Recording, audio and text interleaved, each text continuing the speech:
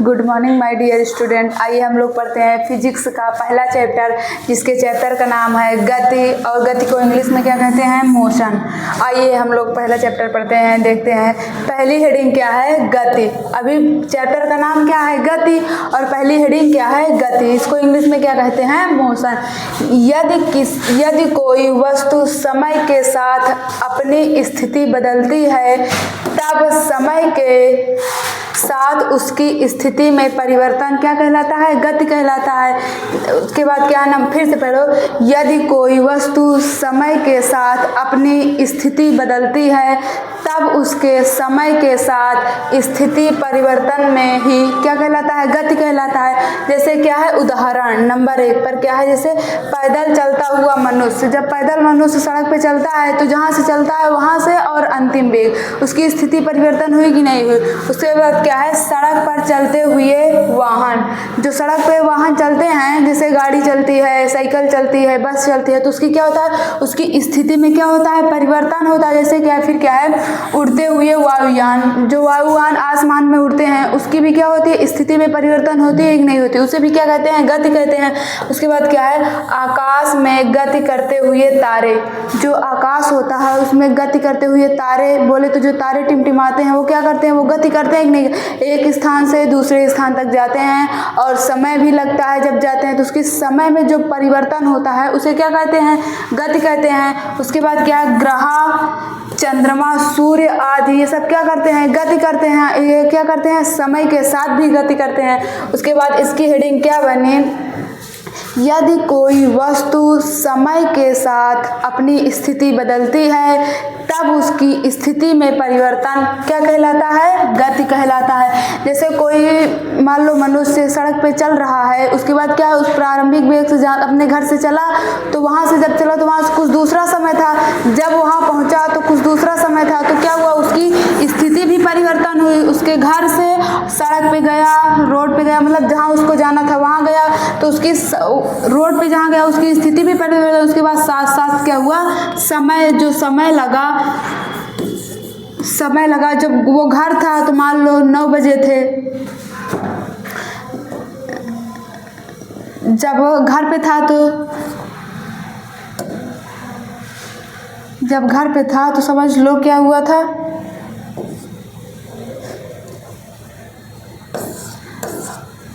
9 बजे थे, फिर यहाँ पर क्या हो गया?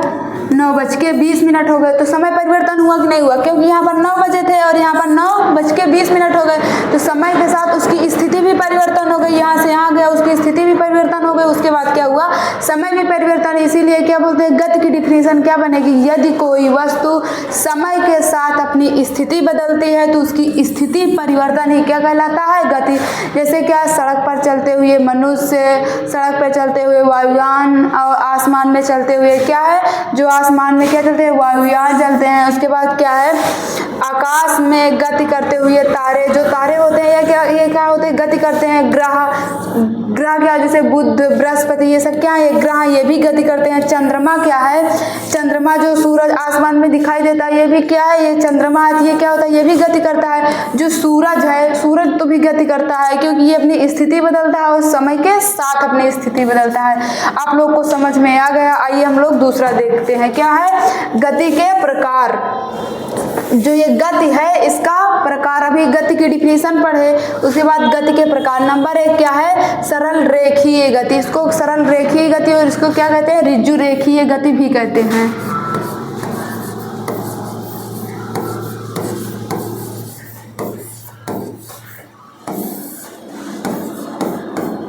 ऋजु रेखीय गति, सरल रेखीय गति या ऋजु रेखीय गति। अब सरल रेखीय गति क्या होता है? आइए इसकी डिफिनेशन पढ़ते हैं। जब कोई वस्तु सरल रेखीय पथ पर एक ही दिशा में गति करती है, तो उसे क्या कहते? तो उसे सरल रेखीय गति कहते हैं। तो उसे क्या कहते हैं? सरल रेखीय गति करते हैं। जैसे जब कोई वस्तु एक ही मार्ग पे, सरल रेखा बोले तो सीधे सड़क पे या सीधे मार्ग पे एक ही दिशा में गति करती है, एक ही दिशा में क्या करती है, एक ही दिशा में गति करती है तो उसे क्या कहते हैं, सरल रेखीय गति कहते हैं। जैसे बोले तो कोई मनुष्य वो सीधी रेखा पे एक ही दिशा में जा रहा है, वो सीधे मार्ग पर क्या कर रहा है, गति कर रहा है, वो चल रहा है, तो उसे क्या बोलेंगे, वो सरल रेखीय गति। सरल रेखीय मतलब एक सीधी रेखा में एक ही दिशा में वो गति कर रहा है तो उसे सरल रेखीय गति करेंगे। जैसे नंबर 1 क्या है उदाहरण में, स्वतंत्रता पूर्वक गिरते हुए पिंड की गति। जो आसमान से स्वतंत्रता पूर्वक गिरते हैं उसे क्या बोलते हैं, स्वतंत्रता पूर्वक गिरते हुए पिंड। जैसे कोई पिंड को क्या बोलते हैं, छोड़ते हैं, फिर वो क्या होता है, वो स्वतंत्रता पूर्वक नीचे गिरता है तो क्या सीधे गिरता है, और क्या बोलते हैं, एक ही मार्ग के एक ही दिशा में गिरता है तो उसे क्या कहते हैं, सरल रेखीय गति। दूसरा क्या है, वृत्तीय गति। जो गति होता है ये क्या होते हैं, ये नंबर 1 क्या था, सरल रेखीय गति या ऋजु रेखीय गति। उसके बाद दूसरा क्या है, वृत्तीय गति। दूसरा क्या है, वृत्तीय गति। उस वृत्तीय गति में क्या होता है, जब कोई गतिशील पिंड वृत्ताकार पथ पर गति करता है तो उसकी गति वृत्तीय गति कहलाती है। जैसे क्या है, घड़ी है, मान लो ये क्या है, ये घड़ी है, ये क्या है, ये घड़ी है। ये जो घड़ी की हो गई, ये क्या हो गई, ये केंद्र हो गया घड़ी का। जब यहाँ पर ये गति करेगी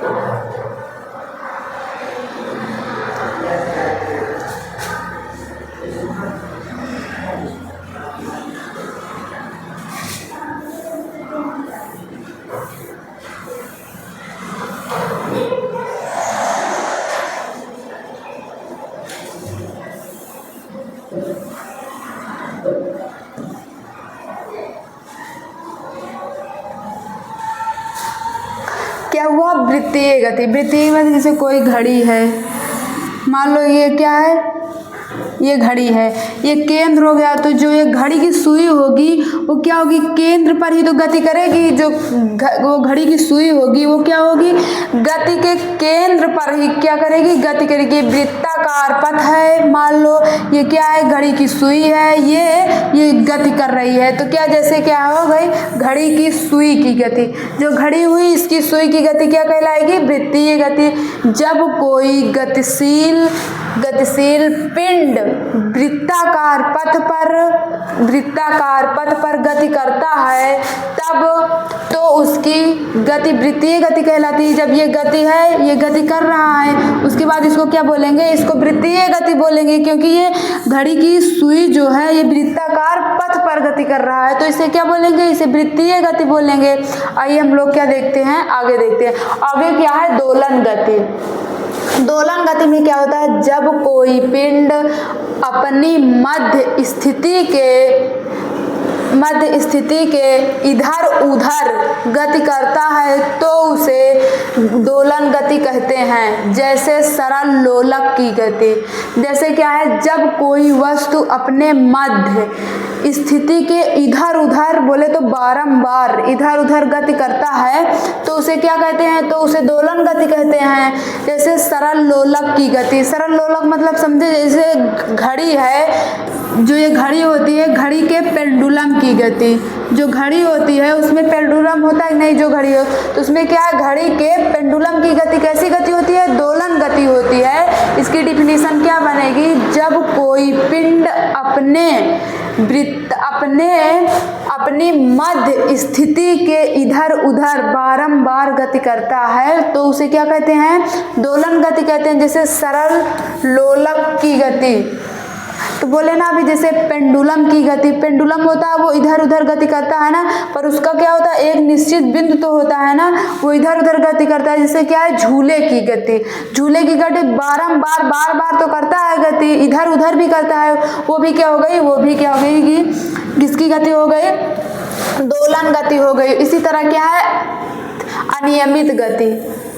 क्या है, अनियमित गति। गति के कितने प्रकार होते हैं, 4 प्रकार होते हैं। नंबर 1 सरल रेखीय गति, नंबर 2 वृत्तीय गति, नंबर 3 दोलन गति और नंबर 4 पे क्या है, अनियमित गति। अनियमित गति में क्या होता है, जब नहीं गति जब कोई पिंड किसी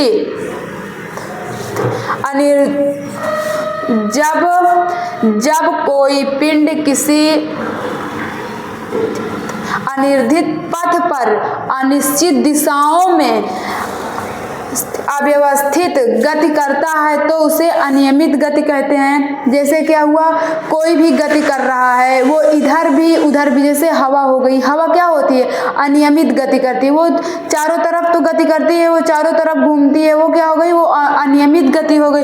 जैसे क्या हो गया उदाहरण में, जैसे गैसीय अणुओं की गति, जो गैसीय होती है इसके अणुओं की गति हो गई। हवा की गति, हवा क्या होती है, चारों दिशाओं में गति करती है, अनियमित किसी भी मार्ग पर वो क्या होती है, गति कर सकती है, क्योंकि उसे क्या कहते हैं, अनिश्चित दिशाओं में भी गति करती है। जैसे इधर भी उधर भी, पूरा पश्चिम उत्तर दक्षिण, वो तो सगल गति कर सकता है, तो उसे क्या बोलेंगे, उसे अनियमित गति बोलेंगे।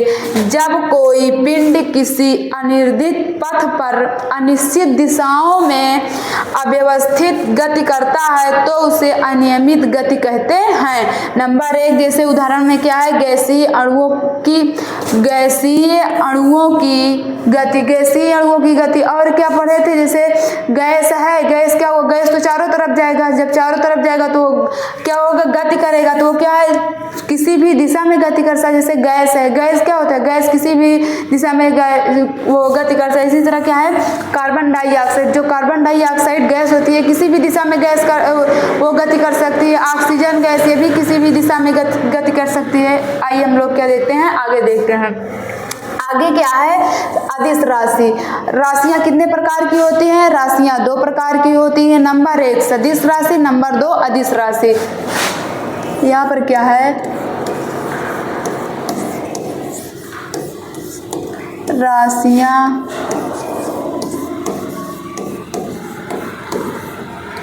कितने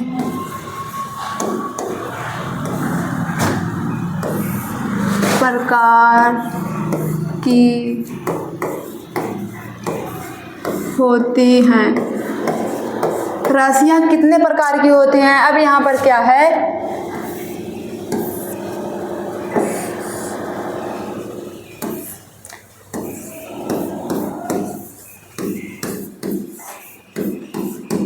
राशियां निम्न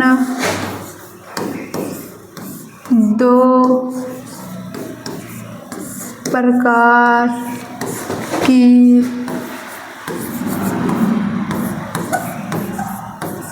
होती हैं। जो राशियां होती हैं ये कितने प्रकार की होती हैं, ये 2 प्रकार की होती है। नंबर 1 अदिश राशि, नंबर 2 सदिश राशि। अब अदिश राशि में क्या होता है, आइए हम लोग पढ़ते हैं। जिन राशियों की कोई दिशा नहीं होती है, अर्थात जिन्हें व्यक्त करने के लिए केवल परिमाण बनाता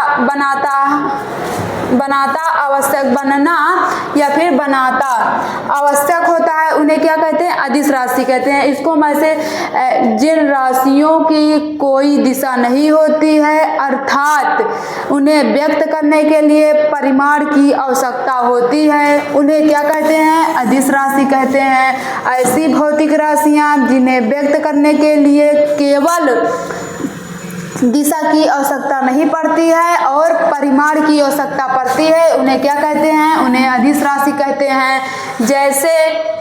जैसे क्या है, उदाहरण में दूरी क्या होती है, दूरी तो एक निश्चित दिशा में, वो एक ही मार्ग, उसमें दिशा का तो कोई ज्ञान होता नहीं है, बस किसमें उसमें परिमाण का ज्ञान होता है और दिशा का ज्ञान नहीं होता है। तो जैसे क्या हो गया, दूरी, आयतन, द्रव्यमान, जो द्रव्यमान होता है उसमें भी दिशा का तो कोई ज्ञान ही नहीं रहता। जैसे कोई चीज है उसको तौलते हैं तो क्या होगा, जैसे द्रव्यमान कोई पदार्थ है, पदार्थ को अगर रखते हैं तो उसमें क्या पता चलता है कि किस दिशा में है, किधर है, इससे मतलब नहीं होता है, बस उसका क्या होता है, परिमाण होता है। अगर किसी वस्तु को किसी जगह रखते हैं तो उसका क्या होता है, परिमाण होता है, दिशा का कुछ ज्ञान नहीं होता है। क्या है, घनत्व भी है, जैसे कुछ है, किसी चीज का घनत्व है, घनत्व घनत्व है तो उसका क्या होगा, उसमें दिशा नहीं रहेगी, दिशा में नहीं रहेगी, क्या रहेगा, सिर्फ उसमें क्या रहेगा, सिर्फ उसमें परिमाण रहेगा। दाब, अगर कोई चीज है अगर उसमें आप दाब डाल रहे हैं, जैसे लकड़ी हो गई, मेज हो गई, कुर्सी, अगर उसमें आप दाब डाल रहे हैं या वाटर हो गया तो उसमें क्या होगा, उसमें दिशा का तो कुछ मतलब ही नहीं रहेगा, सिर्फ किसका रहेगा, परिमाण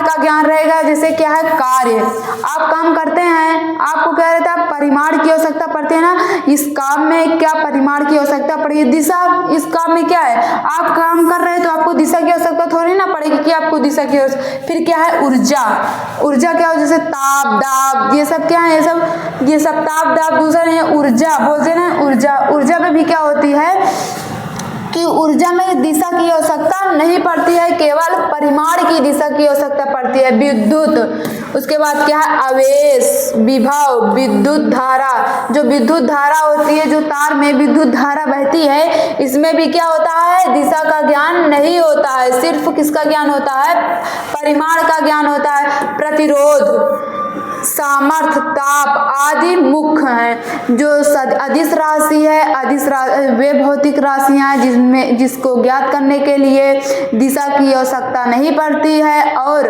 परिमाण की आवश्यकता पड़ती है, उसे क्या कहते हैं, अदिश राशि कहते हैं। जैसे क्या हुआ, दूरी, आयतन, द्रव्यमान, घनत्व, दाब, कार्य, ऊर्जा, विद्युत आवेश, विद्युत विभव, विद्युत धारा, प्रतिरोध, सामर्थ्य, ताप आदि क्या है, आदि अदिश राशि के उदाहरण हैं। उसके बाद क्या है, आइए हम लोग क्या पढ़ते हैं, सदिश राशि पढ़ते हैं। सदिश राशि अब क्या होता है, सदिश राशि, राशियां कितने प्रकार की होती हैं, 2 प्रकार की होती हैं। नंबर 1 सदिश राशि, नंबर 2 अदिश राशि। सदिश राशि वे भौतिक राशियां जिन्हें व्यक्त करने के लिए केवल परिमाण की आवश्यकता होती है और दिशा की आवश्यकता नहीं होती है, उसे हम अदिश राशि कहते हैं। अब आइए उसी का अपोजिट क्या होता है, अदिश राशि। अदिश राशि में अरे सदिश राशि, उसे क्या कहते हैं, अदिश राशि कहते हैं, जिसमें केवल परिमाण की आवश्यकता होती है, दिशा की आवश्यकता नहीं होती है,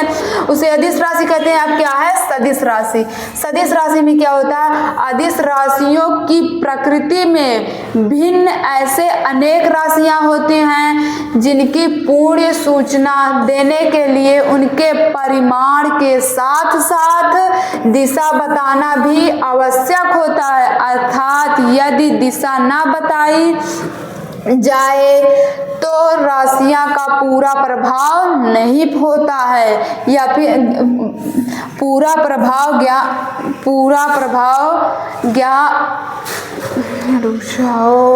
ये क्या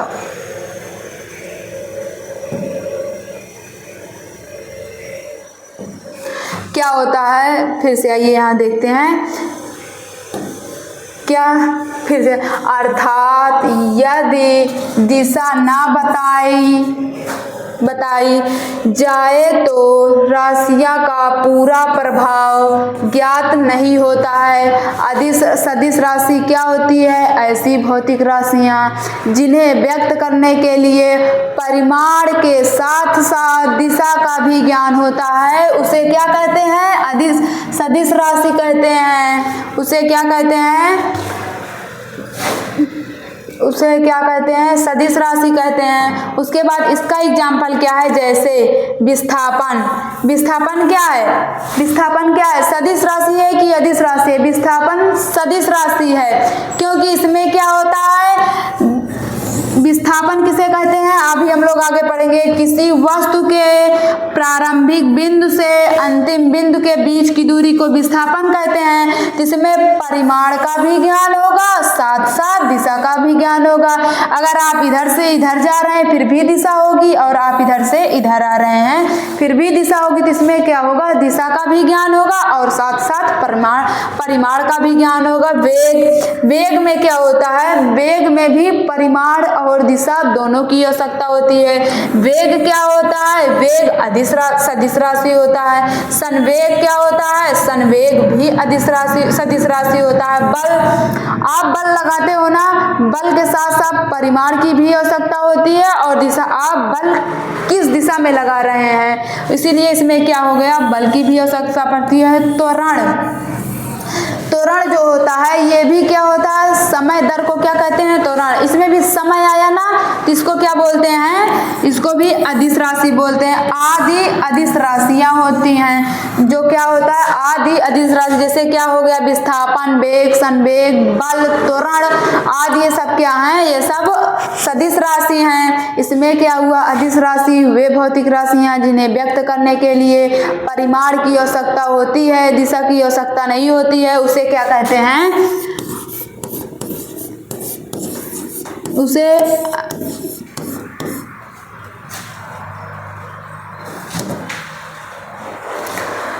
क्या कहते हैं, अदिश राशि कहते हैं। अब क्या है सदिश राशि। सदिश राशि वे भौतिक राशियां जिन्हें व्यक्त करने के लिए परिमाण के साथ साथ दिशा की भी आवश्यकता पड़ती है, उसे क्या कहते हैं, अदिश राशि कहते हैं। जैसे बल, त्वरण, वेग, संवेग, विस्थापन, ये सब क्या है, ये सब क्या है, अदिश राशि है। बल में क्या हुआ, आप बल लगा रहे हैं, आप किस दिशा में बल लगा रहे हैं, उसमें दिशा आया ना, इसीलिए उसमें क्या हुआ, वो भी क्या है, अदिश राशि है, सदिश राशि है। और त्वरण, त्वरण किसे कहते हैं, किसी वस्तु के समय दर को क्या कहते हैं, त्वरण कहते हैं। तो उसमें क्या आया, समय आया, दर आया, दिशा भी आया, तो उसमें क्या बोलता है, उसको भी क्या कहते हैं, त्वरण। आप लोगों को सदिश राशि, अदिश राशि, राशियों के प्रकार अच्छे से समझ में आ गया होगा। आइए हम लोग क्या देखते हैं, आगे देखते हैं। आगे क्या है, दूरी। अभी क्या है, दूरी। दूरी क्या थी, जो दूरी होती है, ये दूरी क्या होती है, आइए हम लोग पढ़ते हैं। दूरी किसी गतिमान वस्तु द्वारा एक स्थान से दूसरे स्थान तक जाने में उसके तय किए गए मार्ग की लंबाई को क्या कहते हैं, दूरी कहते हैं। किसी वस्तु के किसी गतिमान वस्तु द्वारा एक स्थान से दूसरे स्थान तक जाने में उसके मार्ग तय किए गए मार्ग की लंबाई को क्या कहते हैं, दूरी कहते हैं। किसी वस्तु के मार्ग तय किए गए मार्ग की लंबाई को वस्तु की द्वारा तय की गई क्या कहते हैं, दूरी कहते हैं। वस्तु द्वारा तय की गई दूरी।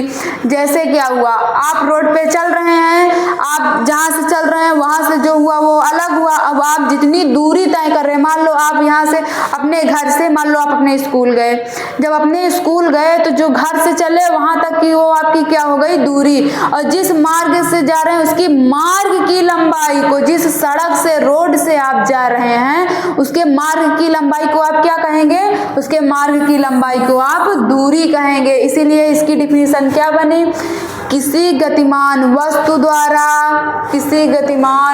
द्वारा एक स्थान से दूसरे स्थान तक जाने में उसके मार्ग की लंबाई को क्या कहते हैं, दूरी कहते हैं। जैसे आप स्कूल से घर गए, सड़क से, मतलब घर से स्कूल गए या स्कूल से घर गए, तो जिस सड़क से जा रहे हैं वो तो सड़क हुई, और जिस मतलब सड़क से या रोड से जिस तरफ से जा रहे हैं वो जो मार्ग की लंबाई से आप जाएंगे, जिस सड़क के से जाएंगे उसकी जो मार्ग की लंबाई होगी वही क्या कहलाएगी, आपकी दूरी कहलाएगी।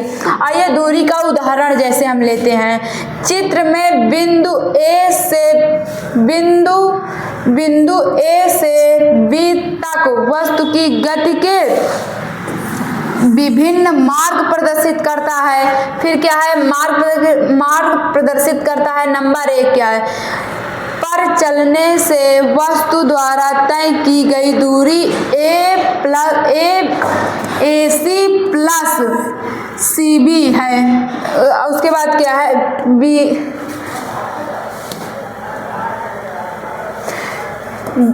CB है, मार्ग CB है। उसके बाद नंबर 2 क्या है, पर यह दूरी AB है तथा मार्ग नंबर 2 पर क्या है, पर चली गई दूरी वक्र रेखा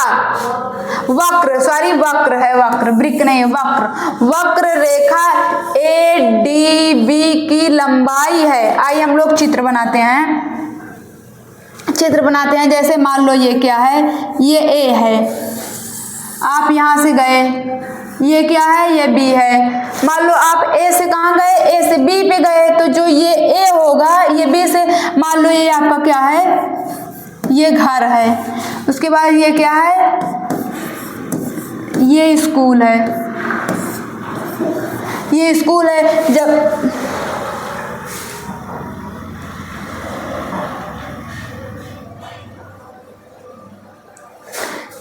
ये घर हुआ और वो स्कूल हुआ, फिर उसके बाद जो इसके जाएंगे आप, इसी से तो जाएंगे, यही तो रोड हुआ।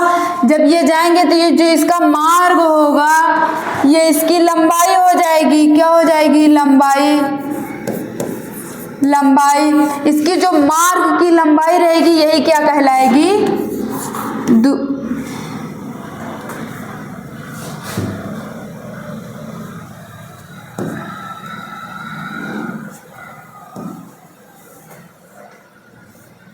इसकी जो मार्ग की लंबाई रहेगी यही क्या कहलाएगी? दूरी। अब जैसे कि हुई ये ए से, वो ए है, ये ए, ये बी, यहाँ पर क्या लिख दे? नहीं, रुक जाओ, ये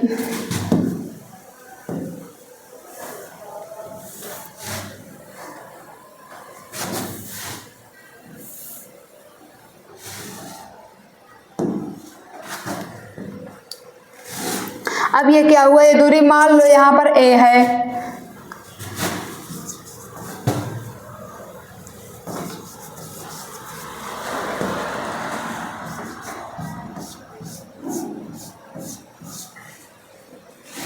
ये क्या है? ये डी है, मान लो डी है, ये ए है, यहाँ पर कहीं बी है, उसके बाद ये सी है कि नहीं? ये सी है, उसके बाद आप यहाँ से गए, ए से गए बी पे, तो यहाँ पर क्या होगा? ए बी हो गया।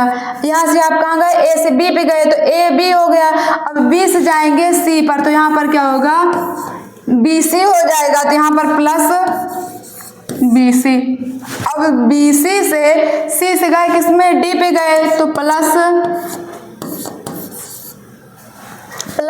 सी डी हो जाएगा। जब सी डी हो गया, पहली बात तो चाहे इधर से जाएं, मान लो आप स्कूल जा रहे हो, यहाँ से क्या हुआ? यहाँ से मोड़ आ गया, आपका स्कूल ऐसे पड़ गया, फिर आप इधर से गए, फिर ऐसे गए, फिर ऐसे गए, मान लो आपका स्कूल, फिर भी आप तो रोड के इसके मार्ग की लंबाई से ही तो जाओगे। इसकी मार्ग की लंबाई को क्या कहेंगे? दूरी कहेंगे। ये भी चाहे इतना हो गया, और चाहे सीधा लिख दो ए डी।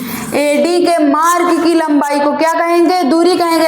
अब वो भी जब एडी होगा तो कहीं तो बी होगा, या कहीं तो सी होगा, फिर क्या होगा? कहीं डी होगा। आप लोग को समझ में आ गया होगा। आइए हम लोग क्या देखते हैं आगे। देख,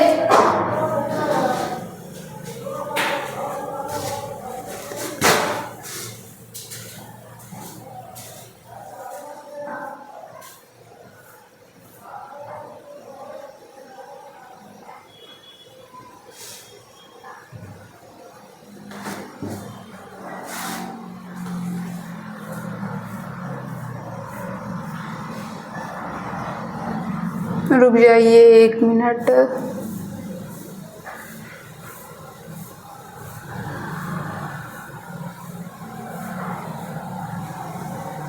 ये दूरी आप लोग को समझ में आ गया होगा।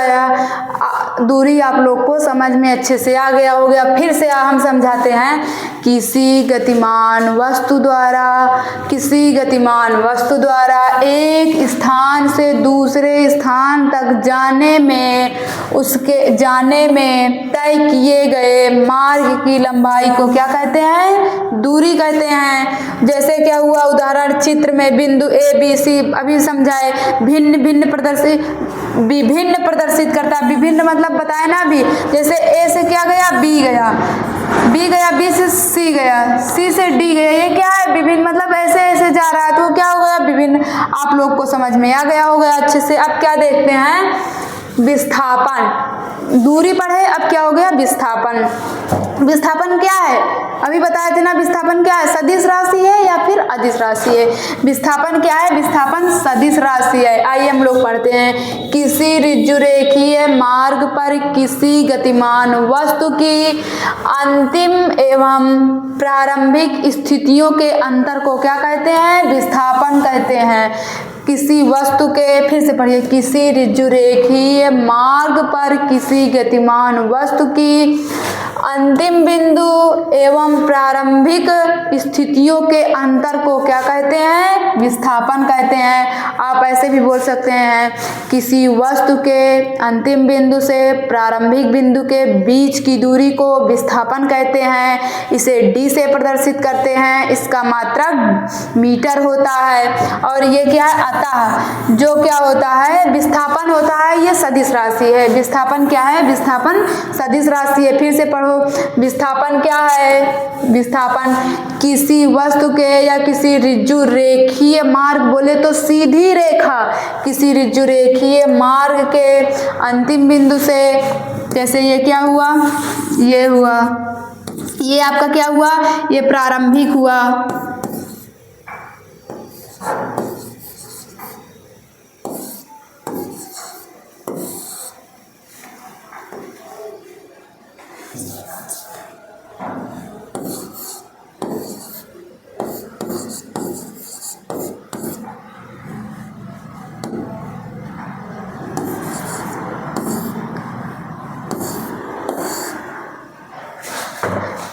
प्रारंभिक और क्या है?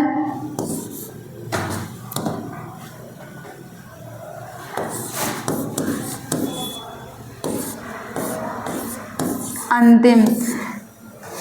अरे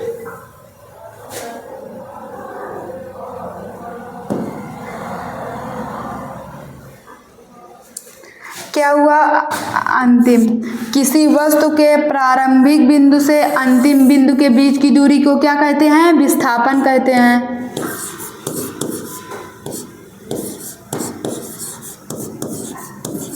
विस्थापन कहते हैं। किसी वस्तु के अंतिम बिंदु से प्रारंभिक बिंदु के बीच की दूरी को क्या कहते हैं? विस्थापन कहते हैं। अब क्या हुआ? अगर आप यहाँ से यहाँ तो गए प्रारंभिक बिंदु से अंतिम बिंदु से, तो यहाँ पर क्या हुआ? ये विस्थापन हुआ। अगर अंतिम बिंदु से फिर प्रारंभिक बिंदु आ गए तो आपका विस्थापन शून्य हो गया। आप घर से स्कूल गए तो आपका क्या हुआ? बीच की दूरी क्या हुई? विस्थापन हुई। अगर आप स्कूल से फिर घर आ गए तो आपका विस्थापन क्या हो जाएगा? शून्य हो जाएगा, क्योंकि आप जिस जगह पे थे उसी जगह पे फिर आ गए, आपका विस्थापन शून्य हो गया। इसकी डिफिनीशन क्या बनेगी? किसी वस्तु के अंतिम बिंदु से प्रारंभिक बिंदु के बीच की दूरी को क्या कहते हैं? विस्थापन कहते हैं। जो बीच की दूरी होगी, ये इसकी बीच की दूरी है। बीच की दूरी को क्या कहते हैं? विस्थापन कहते हैं। और विस्थापन क्या है? विस्थापन सदिश राशि सदिश राशि है। विस्थापन को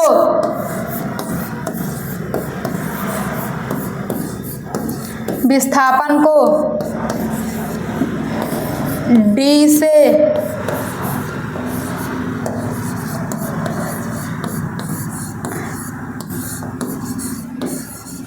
प्रदर्शित करते हैं। उसके बाद क्या है?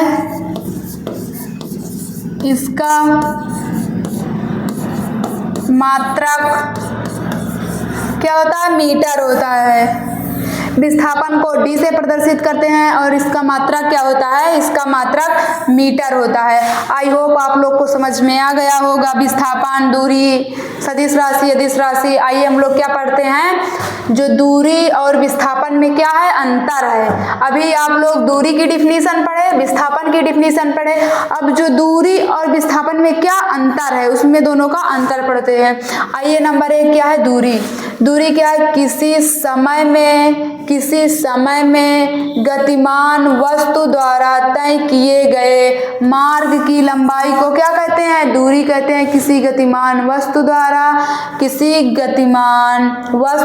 तय किए गए मार्ग की लंबाई को क्या कहते हैं? दूरी कहते हैं। उसके बाद क्या है? दूसरा क्या है? विस्थापन। किसी निश्चित दिशा में गतिमान वस्तु की अंतिम तथा प्रारंभिक स्थितियों के बीच की न्यूनतम दूरी को क्या कहते हैं? विस्थापन कहते हैं। जैसे ये यहाँ से यहाँ तक क्या हुआ? ये विस्थापन हुआ। बीच की दूरी को विस्थापन। इसमें भी क्या है? यही है, पर इसके मार्ग की जो लंबाई रहेगी, इसकी जो मार्ग की लंबाई रहेगी बस केवल यही दूरी कहलाएगी। बाकी उसके अंतिम बिंदु से प्रारंभिक बिंदु की जो बीच की दूरी रहेगी उसको विस्थापन कहेंगे। और इसमें क्या रहेगा, इसमें जो अंतिम बिंदु से प्रारंभिक बिंदु के मार्ग की जो इसमें मार्ग रहेगा, आप कितनी दूर जा रहे हैं उसके मार्ग की लंबाई को दूरी कहते हैं। आइए दूसरा देखते हैं। या केवल परिमाण को व्यक्त करता है, अभी बताए थे ना दिशा में, अरे उसमें अदिश राशि में, ये केवल परिमाण को व्यक्त करता है। और विस्थापन क्या है, यह परिमाण तथा दोनों को व्यक्त करता है। दोनों को मतलब जो विस्थापन होता है, विस्थापन परिमाण के साथ साथ दिशा को भी व्यक्त करता है। परिमाण के साथ साथ दिशा को भी व्यक्त करता है, उसे क्या कहते हैं, विस्थापन कहते हैं। नंबर 3 देखते हैं। जो दूरी है ये क्या है, दूरी अदिश राशि है। दूरी में केवल क्या होता है, दूरी में केवल परिमाण की आवश्यकता पड़ती है, दिशा की नॉट कोई आवश्यकता नहीं पड़ती है। और अदिश राशि में क्या है, जो विस्थापन है, विस्थापन में क्या है, विस्थापन में दिशा का और परिमाण का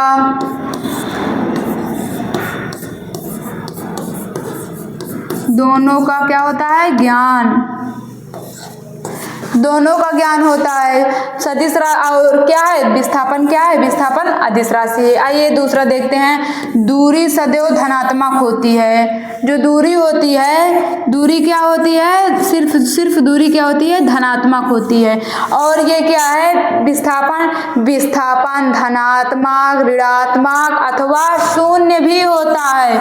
शून्य कैसे हुआ, किसी वस्तु के मार्ग की लंबाई, किसी वस्तु के अंतिम बिंदु से प्रारंभिक बिंदु के बीच की दूरी को क्या कहेंगे, विस्थापन कहेंगे। अब विस्थापन कहेंगे, अब जो विस्थापन हुआ विस्थापन कहेंगे। अब विस्थापन शून्य कैसे हुआ, जैसे आप घर से स्कूल गए, स्कूल से फिर आ गए, विस्थापन क्या हुआ, शून्य हुआ कि नहीं, क्योंकि विस्थापन बीच की दूरी को विस्थापन कहेंगे, बीच की दूरी रह ही नहीं की तो उसको क्या कहेंगे, शून्य हो गया। अब नंबर पे 5 पे क्या है, यह वस्तु द्वारा तय किए गए रास्ते पर निर्भर करता है। अभी बोले ना, आप जिस रास्ते से जा रहे हैं उसके मार्ग की जो लंबाई रहेगी, जो रास्ते की लंबाई रहेगी, दूरी उस पर निर्भर करेगी। और विस्थापन में क्या है, यह वस्तु द्वारा तय किए गए रास्ते पर निर्भर नहीं करती है। मान लो आप तय किए रास्ता पे तो तय कर रहे हैं, घर से स्कूल गए या घर से बाजार गए या घर से आप कहीं घूमने गए, घर से जहाँ घूमने गए या घर से मार्केट गए, बाजार गए, वहां से फिर घर आ गए, तो आप जो रास्ते पे चले मार्ग की लंबाई तो किए ना, पर उसका विस्थापन क्या हो गया, शून्य हो गया। इसीलिए क्या है, मार्ग के रास्ते पर निर्भर नहीं करता। कौन नहीं करता है, विस्थापन। जो ये विस्थापन है ये मार्ग के रास्ते पर निर्भर नहीं करता है। आई होप आप लोग को अच्छे से समझ में आ रहा होगा। आप लोग को अगर अच्छे से समझ में आ रहा हो तो वीडियो को लाइक, चैनल को सब्सक्राइब करते रहिए। आइए दूसरा पढ़ते हैं। क्या है, नोट में जो दूरी विस्थापन क्या है, मात्रक है। किसका मात्रक है, अरे मात्रक नहीं, ये सवाल है, उदाहरण है। आइए हम लोग देखते हैं क्या है, मात्रक। दूरी तथा विस्थापन दोनों का मात्रक मीटर में ज्ञात कीजिए। जो दूरी होता है उसका भी विस्थापन, और जो दूरी विस्थापन में क्या, मीटर में ज्ञात करना है। सवाल है नंबर 1, उदाहरण है। माना किसी विद्यार्थी का स्कूल अभी उदाहरण में लिए थे, यहाँ पर स्कूल आ भी गया। क्या है, स्कूल। माना किसी विद्यार्थी का स्कूल घर से 2 किलोमीटर दूरी है, फिर 2 किलोमीटर दूरी है, तथा विद्यार्थी घर से स्कूल जाता है। ये मान लो, देखो ये क्या है, विद्यार्थी का घर है, ये क्या है, विद्यार्थी का स्कूल है। अभी क्या बोल रहा है, अब ये दोनों क्या हुआ, क्या बोला, तथा विद्यार्थी घर से स्कूल जाता है। ये घर से स्कूल जा रहा है, घर से स्कूल जाता है और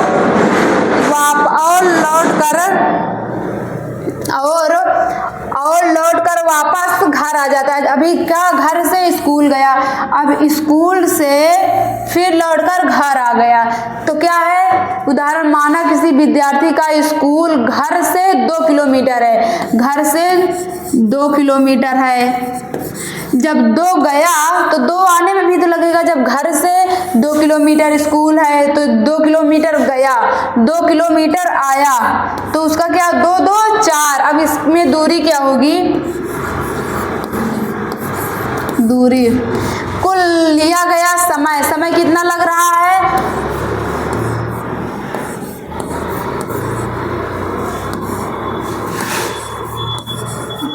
अरे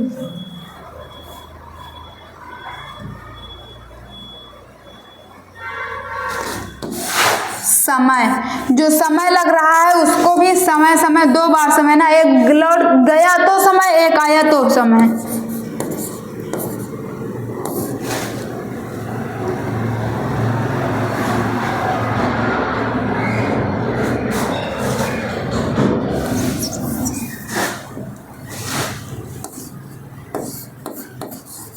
तय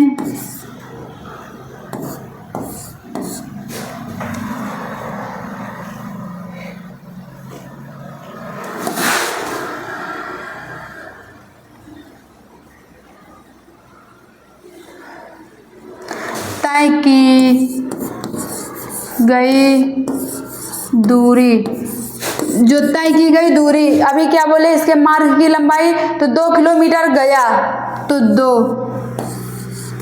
हुआ, 2 किलोमीटर गया, इसकी मार्ग की लंबाई की दूरी कहते हैं। 2 किलोमीटर गया तो 2 किलोमीटर ये हो गया, अब 2 आया तो 2 हो गया, तो अब 2 2 क्या हुआ, 4 हुआ, तो 4 मीटर दूरी क्या करेगा, तय करेगा।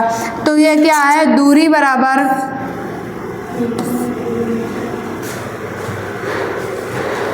दूरी क्या होगी, अरे दूरी क्या होगी मीटर पर, वहां पर क्या है किलोमीटर है, तो यहाँ भी क्या होगा, किलोमीटर होगा, क्योंकि जो दूरी है वो किलोमीटर में चल रहा है, तो दूरी क्या होगी, किलोमीटर। जो दूरी हो गई इसकी 4 किलोमीटर हो गई। अब विस्थापन किसे कहते हैं, आइए देखते हैं विस्थापन।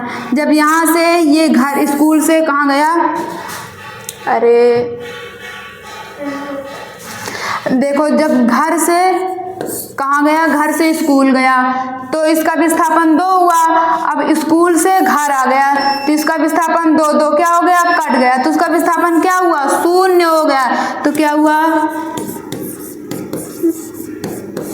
विस्थापन बराबर 0। अभी बोले थे ना, किसी वस्तु के मार्ग, किसी वस्तु के अंतिम बिंदु से प्रारंभिक बिंदु के बीच की दूरी को क्या कहते हैं, विस्थापन कहते हैं। इसमें बीच की दूरी रह ही नहीं गई, स्कूल गया, स्कूल से घर गया, घर से फिर वापस घर आ गया, स्कूल से घर, अरे घर से स्कूल गया, स्कूल से फिर घर आ गया, इसकी बीच की दूरी रह ही नहीं गई, तो विस्थापन 0। और मार्ग की लंबाई क्या हो गई, 4 किलोमीटर हो गई। क्या हुआ, अंतिम बिंदु से प्रारंभिक बिंदु के मार्ग की लंबाई को दूरी कहते हैं। दूरी 4 जा रहा है, 4 आ रहा है, 2 2 4, 2 2 4, इसका क्या होगा, 4 किलोमीटर दूरी हो गई। आई होप आप लोग को सवाल अच्छे से समझ में आया हो। अगर ना समझ में आया हो आप लोग कमेंट करिए, आप लोग का कमेंट देखा जाता है। उसके बाद क्या है, फिर दूसरा क्या है, उदाहरण है।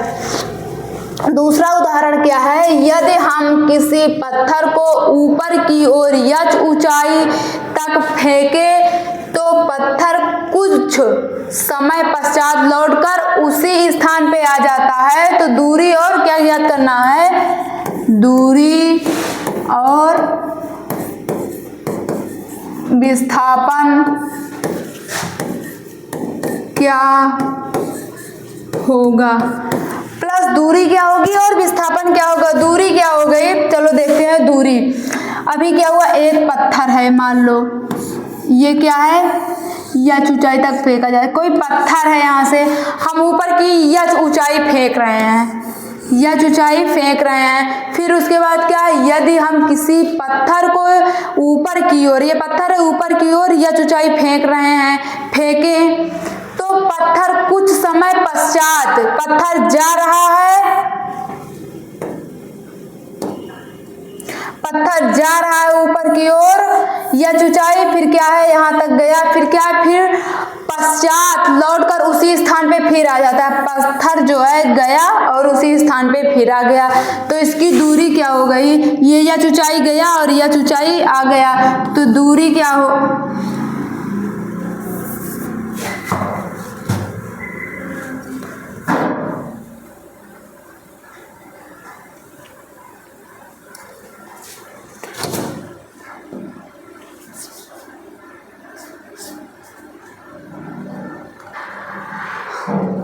दूरी क्या हो गई, दूरी। अब एक यच जा रहा है जो ऊपर की ओर जा रहा है, यच एक यच हो गया, दूसरा यच क्या हो जो ऊपर से नीचे की ओर आ रहा है, तो दूरी कितनी हो गई, 2h हो गई।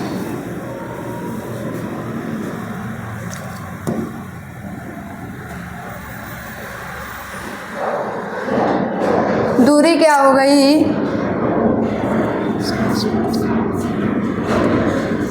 दूरी कितनी हो गई,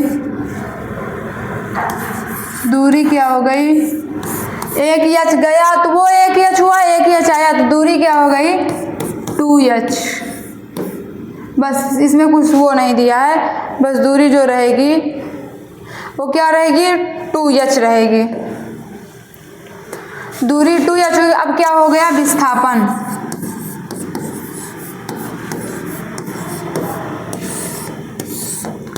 ये क्या है, विस्थापन।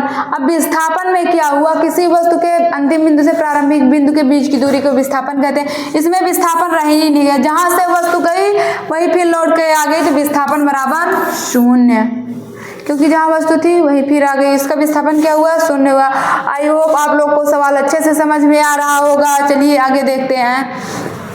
आगे क्या होता है, एक समान गति और असमान गति किसे कहते हैं। आप गति की डिफिनीशन पढ़े थे ना, उसी तरह क्या है वो ये गति के प्रकार नहीं है। गति एक समान गति किसे कहते हैं और असमान गति किसे कहते हैं। गति में क्या था कि हम गति की डिफिनीशन पढ़े थे ना, ये यहाँ हम लोग देखते हैं जो गति की डिफिनीशन पढ़े थे।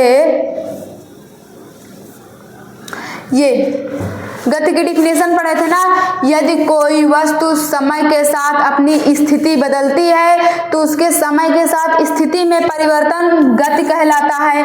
अब उसी में क्या है, एक समान गति क्या होती है, असमान गति क्या होती है। तो एक समान गति की पहले गति क्या हुआ, यदि कोई वस्तु समय के साथ अपनी स्थिति परिवर्तन, यदि कोई वस्तु अपने समय के साथ स्थिति बदलती है तो उसकी स्थिति में परिवर्तन क्या कहलाता है, गति कहलाता है। उसके बाद क्या है, आइए हम लोग देखते हैं गति तो पढ़े। अब क्या है, एक समान गति किसे कहते हैं, असमान गति कहते हैं, किसे कहते हैं, एक समान गति। यहाँ पर हेडिंग क्या डालो,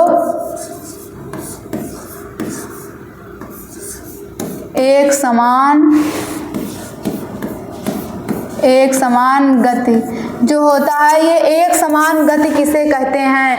यदि कोई वस्तु समय के साथ अपनी स्थिति बदलती है तो उसे क्या कहते हैं, गति कहते हैं। इसकी डिफिनीशन क्या बनेगी, यदि कोई वस्तु समय के साथ अपनी स्थिति बदलती है तो उसे गति कहते हैं। एक समान गति किसे कहते हैं, यदि कोई वस्तु समय के साथ एक ही दिशा में एक ही मार्ग पर गति करती है तो उसे एक समान गति कहते हैं। फिर से आइए देखते हैं, यदि कोई वस्तु एक समय से एक ही दिशा में गति करती है तो उसे क्या कहते हैं, एक समान गति कहते हैं। आइए यहाँ पर लिख रहे हैं,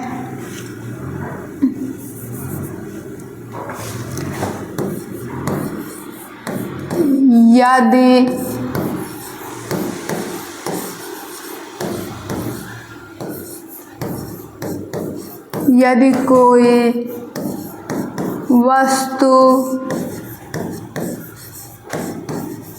एक ही समय से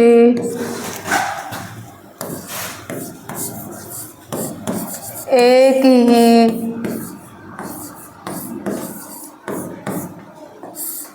दिशा में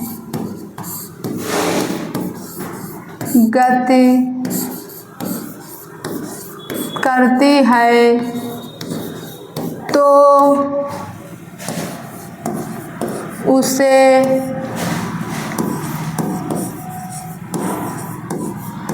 एक समान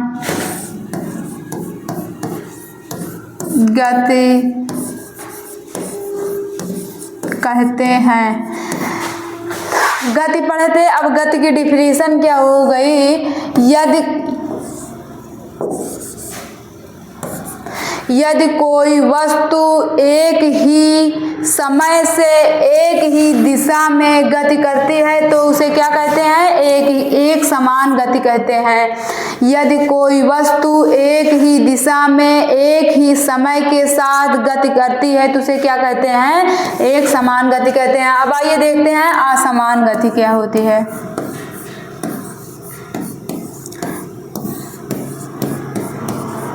असमान गति। असमान गति क्या होता है? यदि कोई वस्तु अलग अलग समयों से अलग भिन्न भिन्न दूरियां तय करती हैं तो उसे क्या कहते हैं?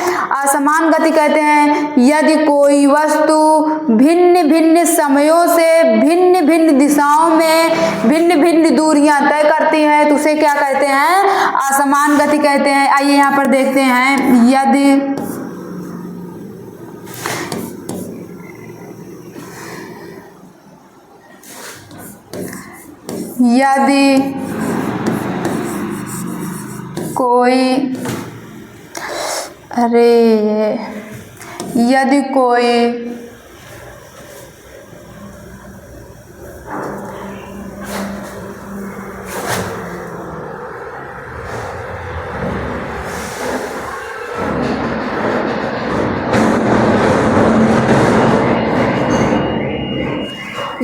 कोई वस्तु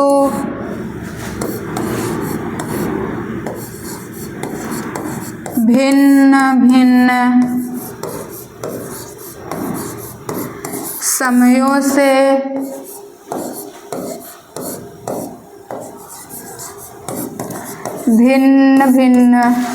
यदि कोई वस्तु भिन्न भिन्न समयों से भिन्न भिन्न दूरियां तय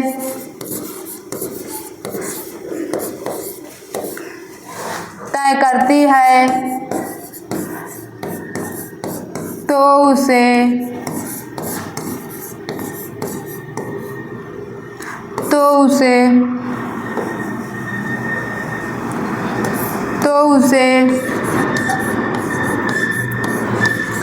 असमान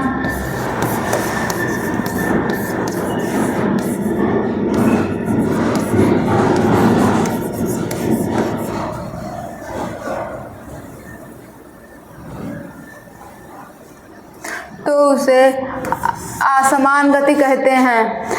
जब वो, रुक जाओ भाई 1 मिनट।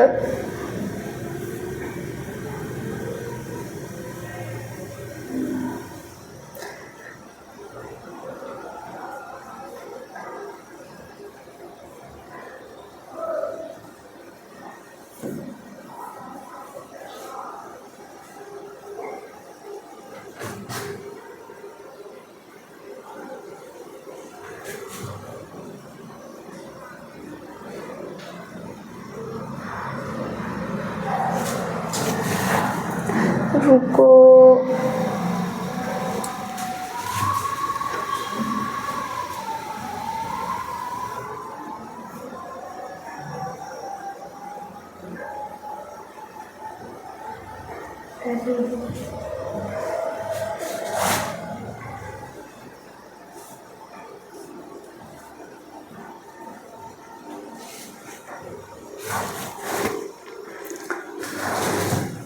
चलो देखो आप लोग को समझ में आ गया होगा।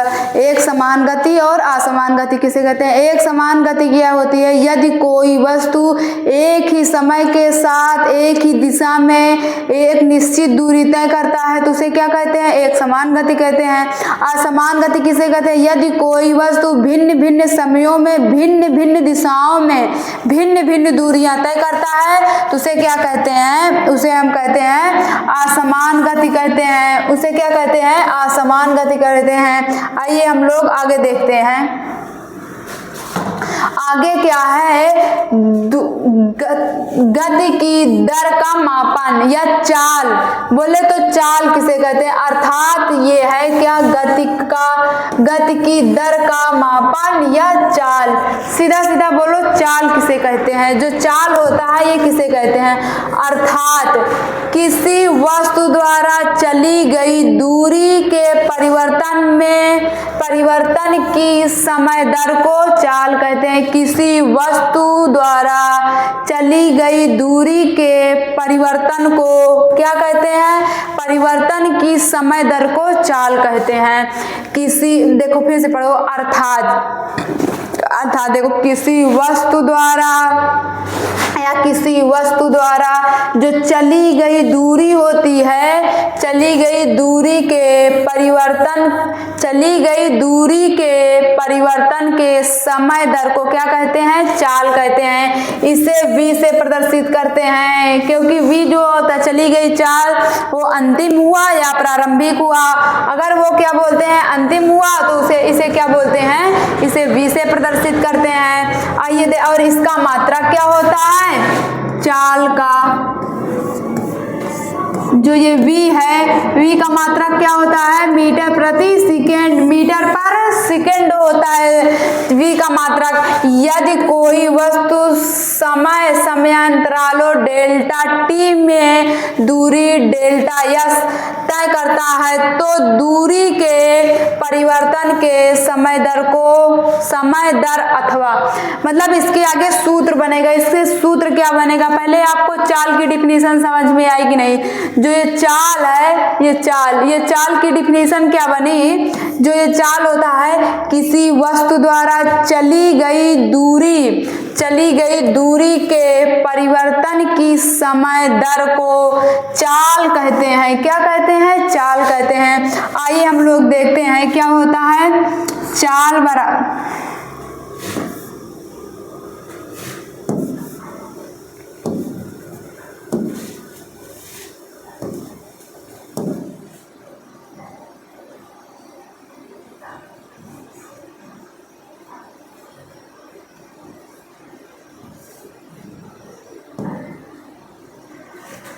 जो होता है चाल। अब क्या होता है, चाल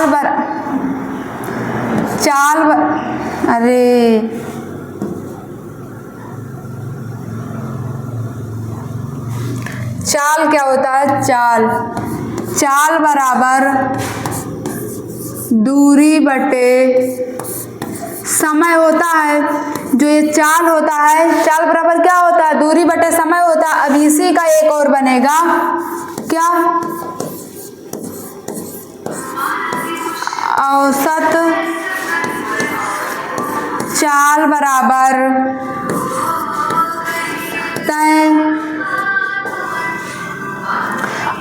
चाल बराबर तय की गई दूरी बटे,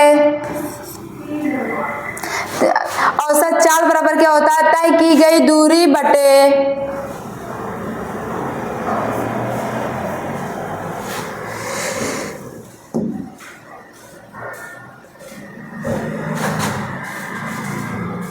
औसत चाल बराबर क्या होता है कि औसत चाल बराबर तय की गई दूरी, उसके बाद क्या है, लिया गया